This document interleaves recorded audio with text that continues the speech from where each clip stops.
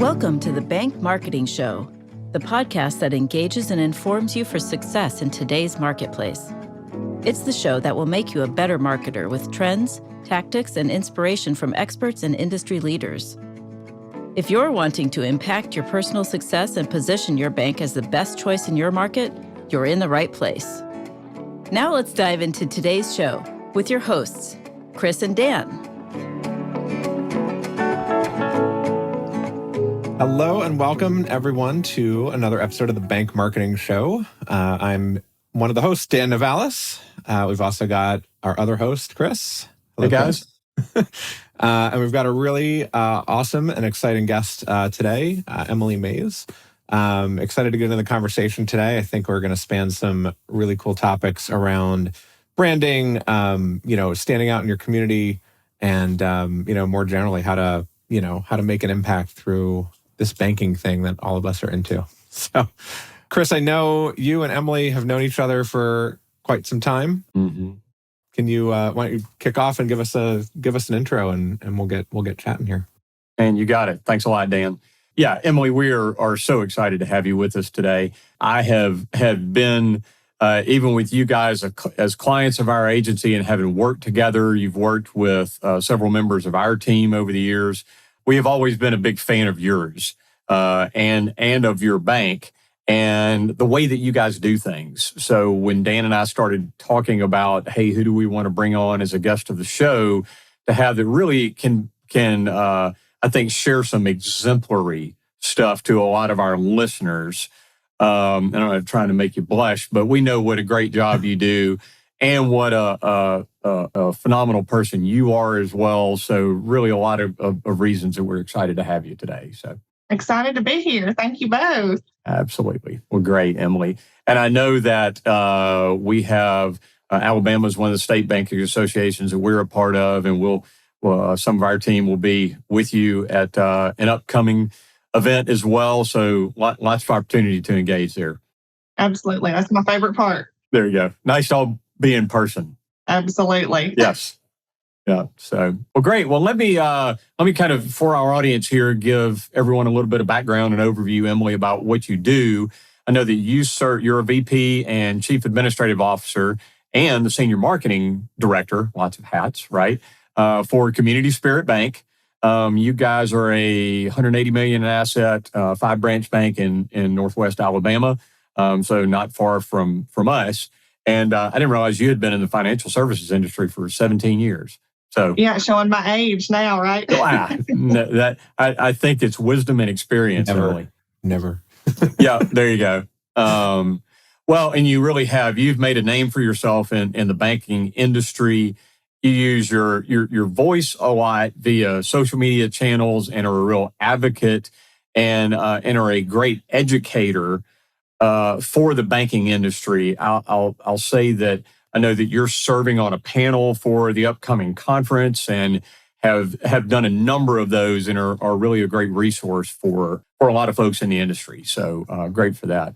You're a founding member of the Social Bankers, which is a group of community bank marketers across the country that do a lot of idea and experience sharing. And I know that's incredibly valuable for a lot of your group that does that as well. And that you're a social media mentor to a lot of small businesses and civic organizations, nonprofits in your own area as well. So certainly a leader there. And, you should have like a Facebook and Instagram, logos on your shoulder or something there. Right. It's a little bit the badges of honor. There you go. Exactly. Yeah. So, and I know you've headed financial literacy projects with a number of schools in your area, and financial education is a big mission for you. And so really have enjoyed watching that. You've been an adjunct professor teaching financial literacy and banking at the Barrett School of Banking in Memphis. So your expanse is far and wide here as well. So that's kind of your overview. And as we began to discuss having you on today, I know bits and pieces about your career here, and Dan and I talked about that a little bit, but just give us an overview of kind of what you brought into this, what brought you into this industry, and kind of how did you land here, and kind of how it brought you to today. All right. Thanks, Chris. I appreciate the highlight reel, and everything mentioned there to me is the good stuff. Like, that's the good stuff and the fun stuff of banking. I kind of dabbled in advertising in college after college while I was running a furniture store. And then I had a dark segment of life for about 8 years where I was just your typical lender. That's all I did for a too big to fail. Y'all have to edit that out. A little iota in my lifeline there where I was on the dark side. Today. And then I came onto Community Spirit over 9 years ago now, and the marketing door that I'd always sort of been interested in opened back up, and just really thankful for that opportunity and the bank's confidence and kind of bringing in an outsider into the community banking world to land me where I'm at today. And it's just been a great 9 years of learning and growing. And, that it's a very dynamic digital world that we're living in right now, and great space to be living in and learning in with a lot of social bankers from across the country. And I think that's what makes all of us better, is these networks and connections. And that truly is the fun part of banking. It's interesting. Working with banks, lots of banks kind of all over the place. It's usually the smaller banks that stick to kind of the tried and true, right? And, when I hear a name like Community Spirit Bank, it sounds like a much bigger bank, right? And that's, I think that's a testament to the thought that you've put into it. Like you've developed this brand around what you are, which is, 5 branches in Northwest Alabama. And what I thought was really interesting looking at the bank was a lot of community banks with multiple branches are kind of anchored. Maybe you have like one branch in Birmingham that, you expanded. And then the rest, maybe you started in a rural area, but you're really, I know there's like differences in community sizes, but you're not kind of anchored by a really big community, right? No, we're not. We're actually anchored by smaller communities all knitted together across a wider span, because it's like myself, I drive 30 minutes to get to work. There's people who drive, there's not even a Walmart in Red Bay where we're That's headquartered. We have to drive 25 minutes to go to the box store. So, but it's all those little communities kind of knitted together that we've been able to stitch ourselves into and become kind of a recognizable brand, because we do try to share the good that's happening in all those communities, and found a really nice niche that we love to be a part of. It's not your typical, like you said, pattern where typically you have one big anchor kind of, and then your sales go out from that. So we're definitely a little different in that. We actually do touch over into Northeast Mississippi also, Chris, so kind of over in your neck of the woods, and we're branching a little further that way slowly. But that works well when your staff is on your local chamber of commerce. Yeah. You've got the president of the bank who's been on the city council for 16 years. We have a chairman who was the mayor for 2 terms in his day. That recognizable brand translates into recognizable people. And you're representing the brand 24/7. So we like that niche, and we've learned to sort of incorporate that and build off of it while we're kind of learning in the social spaces as well. Yeah. Well, how do you, I had a question around just like, when you're not distracted by, I think what happens in a lot of banks, and when you have that anchor, a branch in a big anchor community, is like, it can be a distraction from a marketing perspective, right? Or at least like that branch gets all the marketing. But you're so deep in these smaller communities, like, and you just you went through a bunch of things there of you're, inherently just ingrained in those communities. But how do you use that in social media, in your marketing, to make sure your customers, make sure the area knows your, you have all those kind of tendrils out in the communities?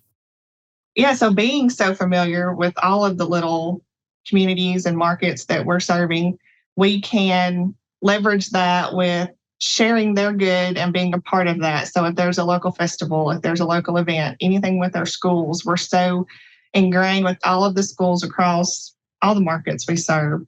And people care about that because the school systems affect pretty much everybody we touch in some way or the other, child, grandchild, niece, nephew, whatever.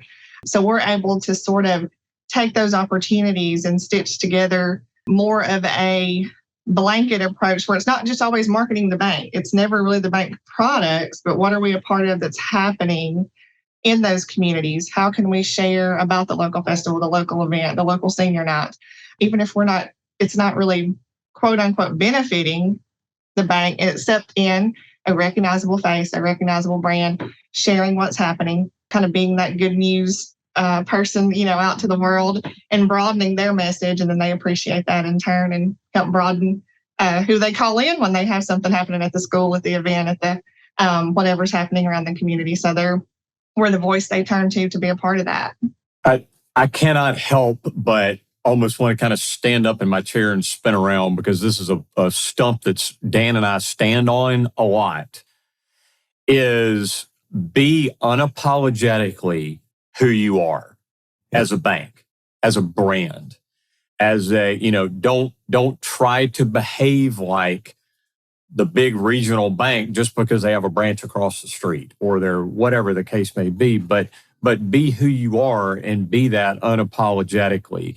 My gosh, Dan, isn't this, it's just refreshing.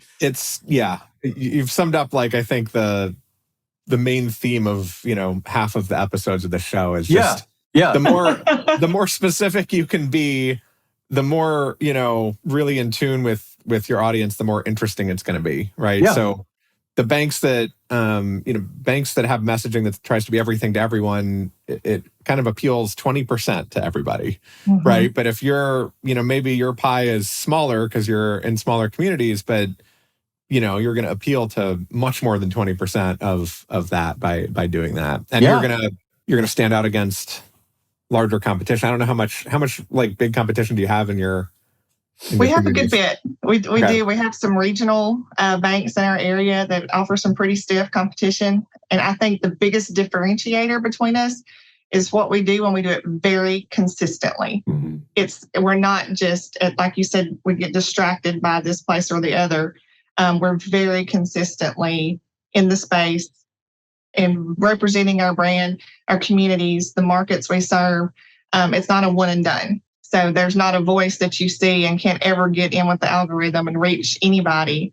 We're consistently showing up every day and in those spaces. So, and I think that's a key factor too, because algorithms appreciate that. They appreciate the fact that you're interacting and that's a normal behavior. So you get the leverage of that by doing that so consistently that people expect it. And Emily, I think it's really important for kind of the breadth of our listening audience to realize a $1 billion bank can do exactly what you're describing. They just have to work a little harder at it, with some of the elements of responsiveness and those kind of things. But the consistency of message and the consistency of marketing message can be just as well for a 5-branch, $180 million in asset bank as it can be, a $1 billion or even $2 billion bank if they do it and do it well.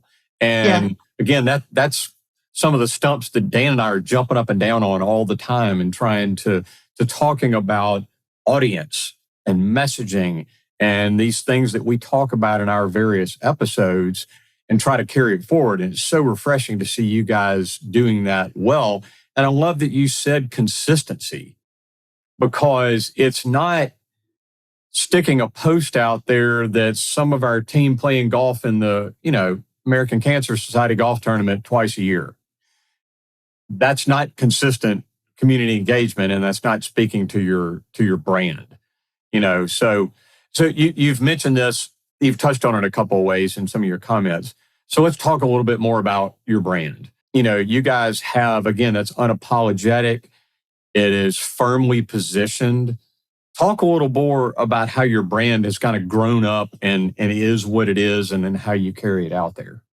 Yeah, and for a long time, we were the old bank. We were, quote unquote, they can't see us on the airwaves, but that's the old bank. But our mission, is to bring new technology, be super present in social spaces, and give us a different edge, that we've really worked hard and are proud of. So, the brand itself, we sort of say we're rooted in history, but we're being advanced. So advanced by the customer, advanced by our communities. We can be traditional, conservative, that trusted partner that you want to rely on, but everybody can say that, so we want to go beyond that, go beyond just saying those things and actually show in social spaces, in public spaces, in media of any kind, how are we actually being as competitive as the big banks, but not just, so we're not just the old bank anymore, but, like People always say a checking account is a checking account, a loan is a loan. Everybody's got that stuff. So unless you've got something that's new for your customer base that you want to talk about, by all means, let them know. But I don't want that static stock image out there all the time. I want to show different ways and different spaces that we're in. And it comes down to just real connection. Who are we trying to reach? What kind of engagement are we getting from what we're pushing out? And how are we truly serving the local communities and our industry as a whole as well? And that connection is everything. And that's honestly what it boils down to, beyond branding, beyond, when they feel connected to you, they'll recognize your brand. And I think I know there is, because we work with you in doing so, there is a freshness, a lightness, and an appealness. That's even a word. Don't check me on Grammarly on that one. About your brand, okay? And it's not that stale, stodgy, haven't changed the carpet since 1978 in the lobby kind of, that I think too many community banks fall into. And it's one thing in your lobby, but where it really matters in this day and age is where you're connecting through your marketing and through your messaging and through all of that with with communities. So how are you kind of balancing that in what you're doing on digital marketing spectrums, traditional marketing spectrums? I know you've mentioned several, social, but there's some others that you guys are in as well. And it is just a balancing act. There's always media print that has to be done, your typical collateral pieces in your branches. And, a lot of times we do utilize our A1 agency. Do I call any names that we've been with for years and years, Chris? You can call our name. That's fine. Agora, Eversell, people like that to help us communicate that message. And I think that helps a lot. And you can't be, like you said earlier, I think, Dan, you can't be all things to everybody all the time, something to that effect.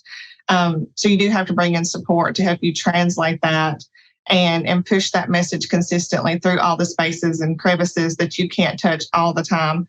And having that resource to help us have our media, our billboards, our lobby stuff, anything we're doing in print, that's not my fun job for me. So that's where I want to show what I'm doing other places and let an agency or my support help me translate that into those other medias. So we are consistently having a good, consistent message across all channels. We are reaching different people in different spaces and places. And we're not just getting stuck in one lane and maybe missing out on opportunities that are flagging all around us. But it is hard to touch into everything and make it translate cohesively. So sometimes having that support of an agency on record or somebody like that to help you do those is key. I mean, it's just absolutely, because if that's all you're doing as a one-person marketing team, that is one thing. But if you're reviewing your bank's camels like I do, if you are part of the exam team that's got examiners in the bank, there's a lot of other fires to be put out throughout the day. So utilizing the resources available to you to get that cohesive messaging. Yeah, you're not going to come out of an examiner meeting and knock out a couple social media posts, right? You're just done after that. And that's all that, and there's so much truth to that. There's so much truth to that. And it's not just examiner meetings, it's the 11,000 other things on your plate. And, suddenly it's been a couple weeks since a social media post has gone out, and then you lose that consistency. And I think a lot of, not just banks, but a lot of small businesses, large businesses look at, there's not that much value in each social media post, but there's a lot of value in the consistency and being there. It's like I think you're doing a great job, like transcending there's not like an ROI in like putting up a Facebook post. You're not going to get, here's 11 people that want to open up a checking account. But if you don't have that consistent stream of stuff, people just aren't going to see you as an option. They're going to just assume you're that bank with the 70s, carpet. Mm-hmm. Exactly. That's exactly right. Yeah. So we've talked about kind of your niche and, making real connections. How do you think about your target customer groups? I know a lot of banks, have personas or think about, potential for, here's a mortgage group, or here's our mortgage customer list. But how do you break all that down so that you can keep making those connections? Yeah, and I think that is probably one of the greatest barriers, because when you are serving rural communities that are spread out, you know, you do kind of have to be all things to all people some days. You might be working on have a lender working on commercial loan one moment, somebody starting a small business the next, and then, oh, I need a new checking account. And so you do sort of have to find a way to communicate in a way that's sort of welcoming to everyone. It's difficult to say we don't use personas, because I don't feel like we're able to drill into that. We don't have this one target. This is our key bread and butter. We want to definitely be talking about 1 to 4 family mortgages all the time.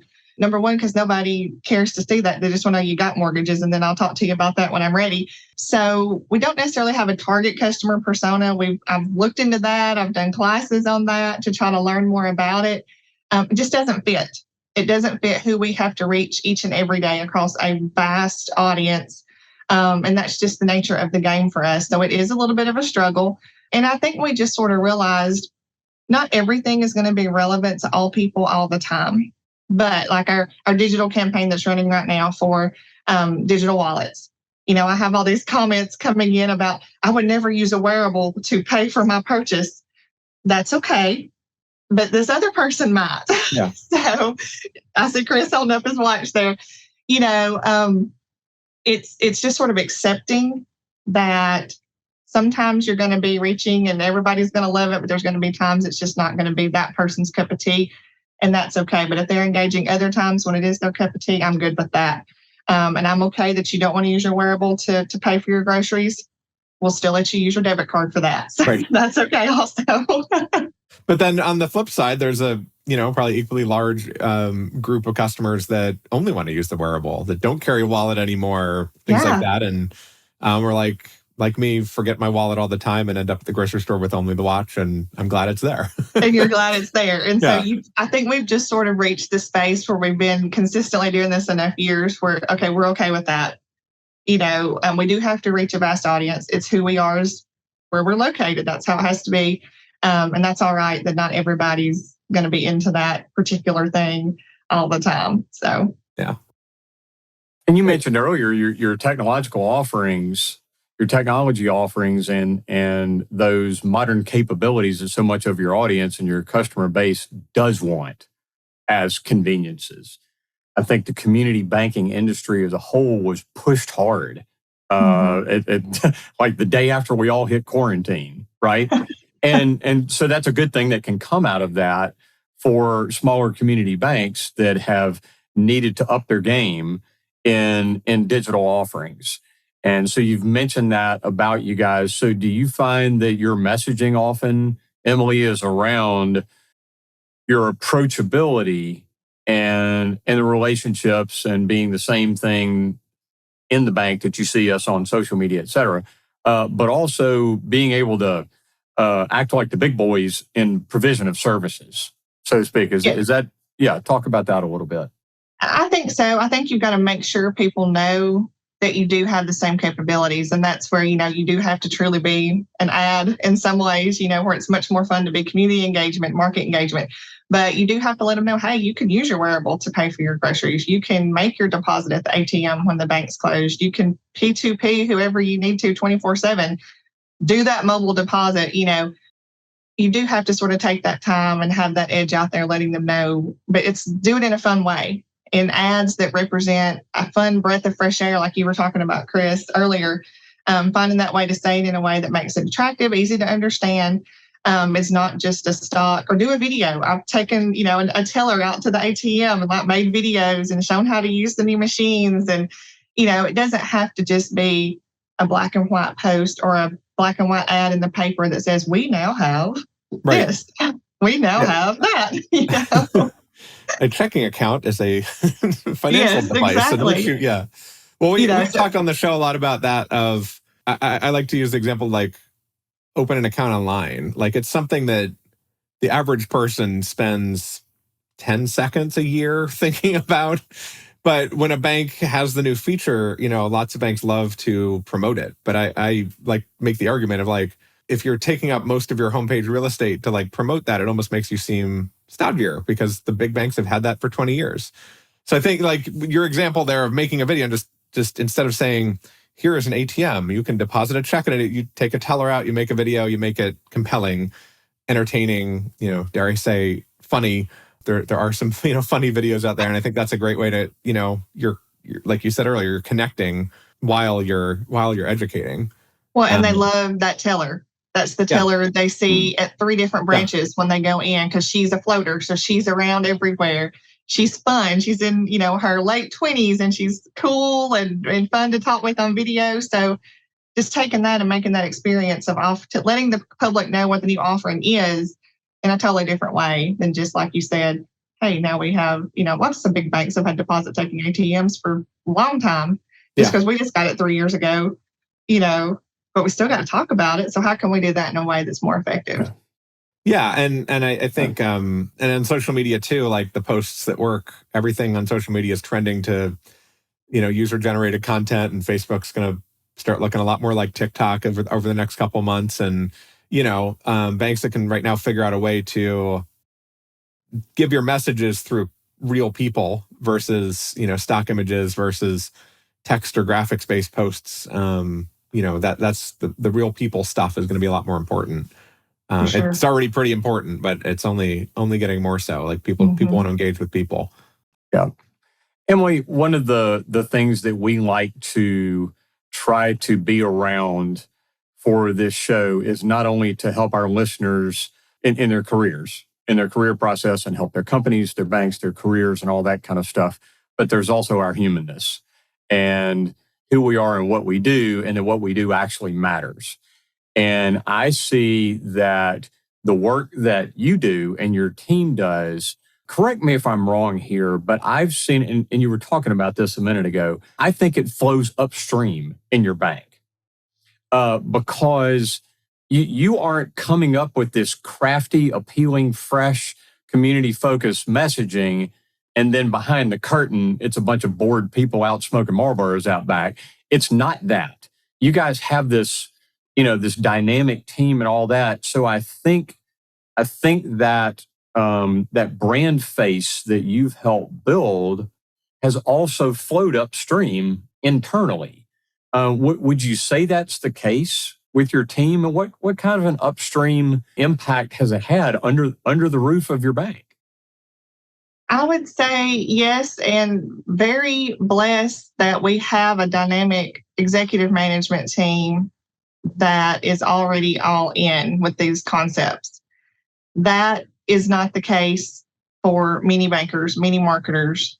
And I can't tell you how many, roundtables I've been at and things like that, and people can't even have Twitter or Facebook. And I can't even understand that because we've just always had such a mindset of we've got to be in these spaces. So what's the next space we're going to be in? How are we going to get there? And since we've been doing that so long, and management's always been so supportive, even our board of directors, and some of our directors have been on our board for 40 plus years. So they still don't ever question in a negative light what we're going to attempt next. And why that, if we say it's important, have compliance involved, have the blessings, all the blessings that you need, they're definitely on board with that. And it channels all across bank-wide to the team. So they know to expect this type of behavior. They know if Emily comes with the tripod and the phone sticking on it, we're about to do a video in the lobby. And that's what we're doing this afternoon. So everybody get your lipstick touched up or whatever. And like you said, it just sort of translates. I don't think we had to push it hard to go upstream, but it just sort of became a natural status quo for us that this is, kind of just who we are. And this is what we do day to day. And everybody just has already ingrained with that mentality. I think that's a really cool part of marketing, that it is not just about data measurable ROI out there, in the dollars and cents and commas and zeros. It is also about, transmitting that true personality of your people. Absolutely. You're not making it up. It's real. Yeah, it truly is. And we love the analytics. We love the engagement. We love to share those stats with the committees, the boards, the powers that be, to show that impact, because you can't measure a handshake. You can't measure certain things, but that feeling, that connection is real. Yeah, I was talking to a different bank recently, who kind of is the opposite, is at the opposite stage of you, where they haven't had a social media presence, right? They have lots of branches. They have a strong business, but we were trying to kind of explain what you just said of, you can't kind of quantify the actual handshakes you've gotten from marketing, but without the marketing, you're not going to have that brand presence, right? They, they've had a branch in a town for I think 4 or 5 years, and you could go around and like nobody knows who they are. Businesses across the street don't know who the bank is. So, it may not be able to quantify every single thing that you do on the marketing front, but it's easy to kind of think about without it, you're definitely not building that brand awareness. Absolutely. And it's hard enough when you're present in the spaces. And so I can't imagine not having any presence, how difficult that is. Yeah. Well, Dan, I warned you. I told you Emily was so fun to talk to, and it's got such a wealth of information about this, that we'd be like, okay, can we just talk about 6 more things instead of, so yeah. For sure. Well, I'm curious, Emily, like, we've talked a lot about kind of where what you've seen at the bank over the last 9 years since you've been there, your kind of tenure in the financial services space. But, can you talk about like what's different now, right, around marketing? Like, what are you doing? How are you thinking generally, if between digital and local and branding stuff, now versus a few years ago? What kind of, can you share some learnings that might help other community banks in a similar situation? Yeah, absolutely. I think for us now, we think a lot more of how differently to translate our budget. Number one, how it's not just this much for promotional items. This much is for, other public relations and other things like that. We really have to think about how much are we investing in digital, because there has to be an investment now. Everything can't be organic any longer. We've lost those glory days of truly organic, and you didn't have to have, money behind different things. So really looking at the budget and how to diversify and allocate for each thing that's important to us now, because, we've been doing it long enough that we feel like we've done some cool things. We know what we like. We know what translated well. So how do we make sure we're reserving for those things, but we're also still able to sponsor the schools? We're able to make those investments in financial literacy, and all those different components that those, different groups depend on to have the bank support still.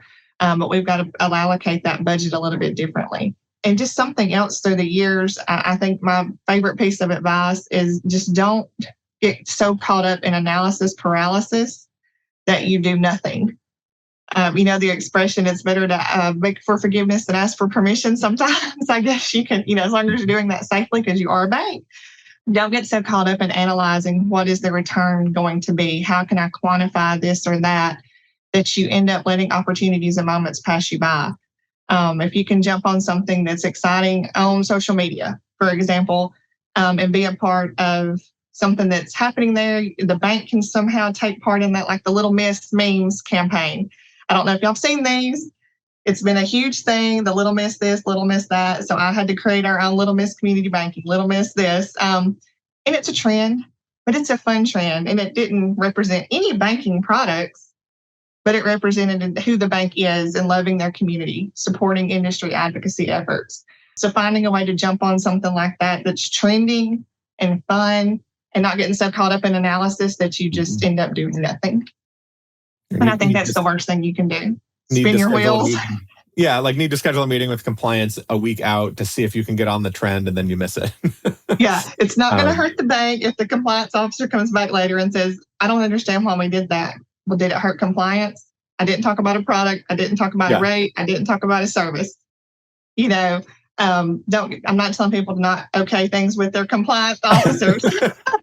I share a wall with mine. She can probably hear me right now. You got to have the knowledge and experience to know the difference, but don't get so caught up.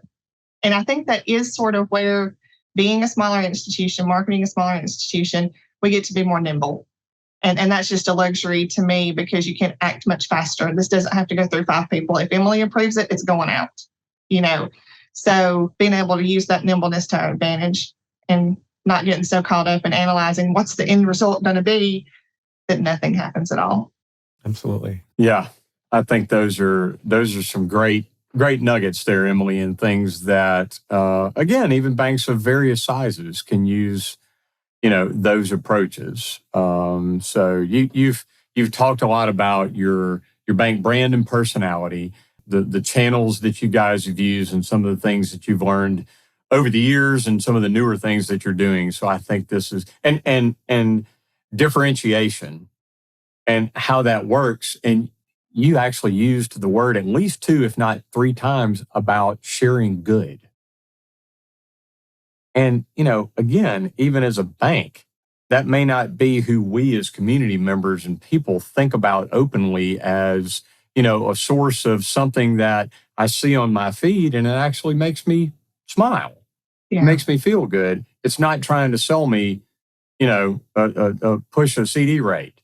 And that's such a drastically different discussion and way to appeal. So, I've heard a lot of that from you as well. And I know our team really enjoys helping you support that. So that's and Emily, that may not be something that you hear often enough in our industry to actually share the good, right?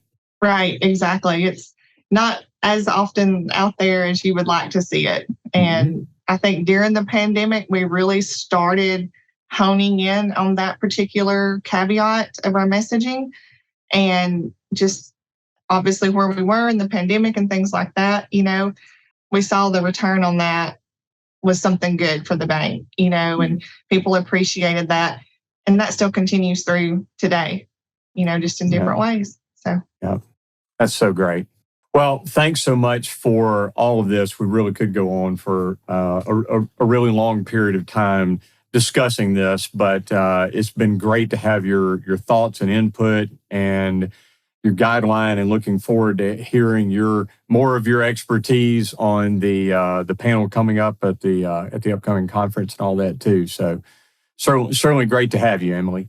Yes, great. I enjoyed it so much. Great to talk with you both today. Absolutely. Yeah. And if you could stick around for just a couple of minutes, we like to do our lightning round when we have guests come on as well. So we've got some fun ones for you. Sounds great. Awesome.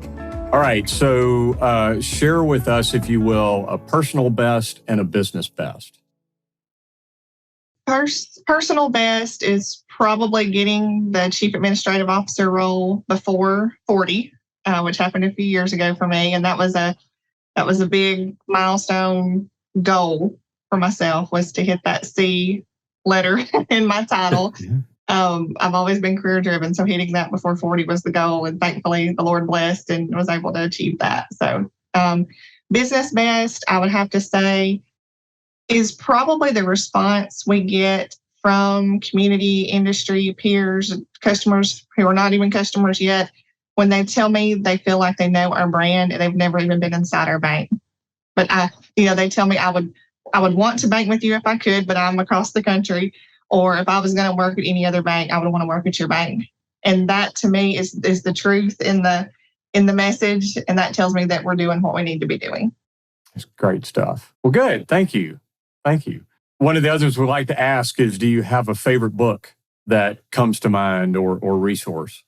I do. My favorite book is Make Your Bed, Little Things That Can Change Your Life and Maybe the World. If you haven't read it, I'll send you both a copy. But it's a great book, and it's a leadership book. We've done it, the whole book, with our leadership team. It's fantastic. Sounds great. I'm not familiar with it. So, Dan, we're going to have to brush up. Yeah. YouTube videos coming your way after this, guys. All right. I'll have to start practicing my hospital corners on the bed. There you go. Well, and we will share a link to that with all the listeners as well, too, Emily. So okay, that's good. Great. Yeah. All right. So what is maybe a very impactful piece of advice that you've gotten that comes to mind? My favorite, I have it all across in my office, is be where your feet are. So I heard that at a leadership conference once, and whether you're at church, you're at home, you're at work, with your children, be where your feet are. Be present with who you're with.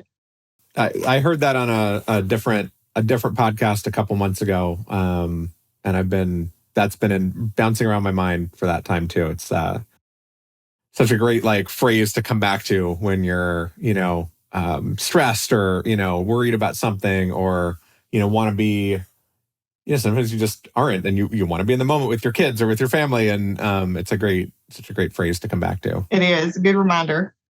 I love that. Yeah, I had to, the other piece of us, both for grownups and as we're teaching our kids and younger people as well, I went on a retreat this last weekend and had to go without this.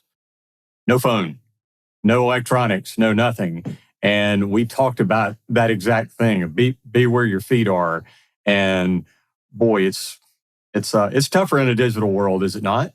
It is. I absolutely agree 100%. I have to physically, mentally put a barrier between me and my phone. I don't do a smartwatch. It's just a Fitbit for those exact purposes because I'm too connected already. There you go. There's got to be some law, as they say in Tombstone. You got to have some law. There you go.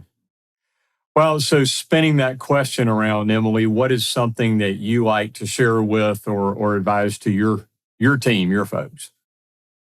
My favorite catchphrase, which I'm sure other managers here get tired of hearing, is how are we setting others up for success? Mm-hmm. Anytime we start a new initiative or anything like that, but how are we setting them up for success? And I feel like I've been blessed to stand on the shoulders of giants, and I'm going to pass that forward any way possible. So how are we setting others up for success?